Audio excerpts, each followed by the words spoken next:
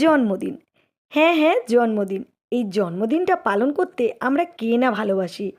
ছোট থেকে বড় আমরা সবাই এই জন্মদিনটা পালন করতে ভালোবাসি।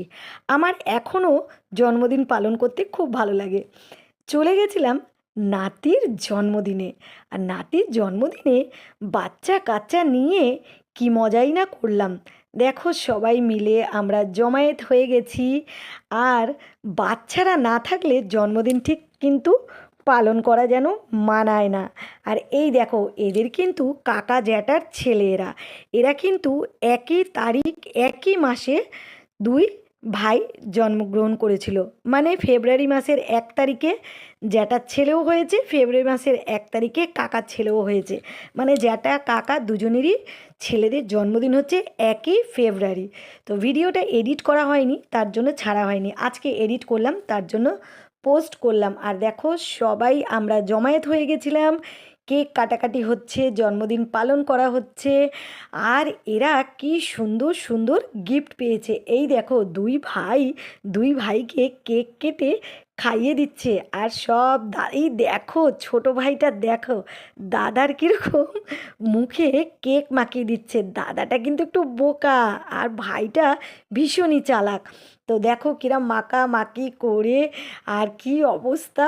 আর জন্মদিনে কেক যদি না কাটা হয় আর কেক যদি না মাখা হয় ভালো লাগে না। আর এই দেখো আমি গিফট দিলাম ছোটোজনকে জ্যামিতি বক্স, মানে পেন্সিল বক্স। আর এই যে একে দিলাম স্মার্ট ওয়াচ। ওর ঘড়ি কিন্তু খুব পছন্দ ছিল, তাই জন্য ওকে একটা স্মার্ট ওয়াচ দিলাম। আর এই দেখো ছোট ভাইয়ের অবস্থা দেখো, কেক মেখে ভূত। আর দেখো বাচ্চারা চকলেট কেক খেতে খুবই পছন্দ করে, তার জন্য চকলেট কেকই দুই ভাইয়ের জন্য নিয়ে যাওয়া হয়েছিল। আর এই যে এবারে সবাই মিলে কেক কাটাকাটি, খাওয়া দাওয়া। তারপরে রাত্রি 10:30 বাজে, বাড়ি তো ফিরতেই হবে, তার জন্য বসে গেলাম খাবার খেতে।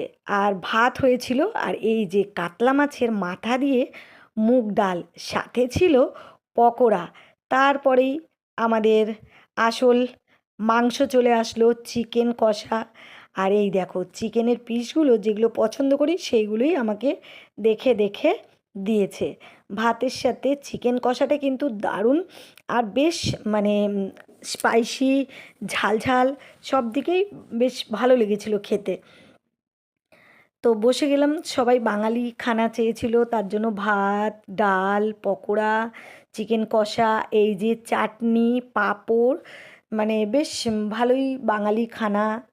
ভালোই লাগছিল, ভাত টাত সব একদম গরম গরম ছিল।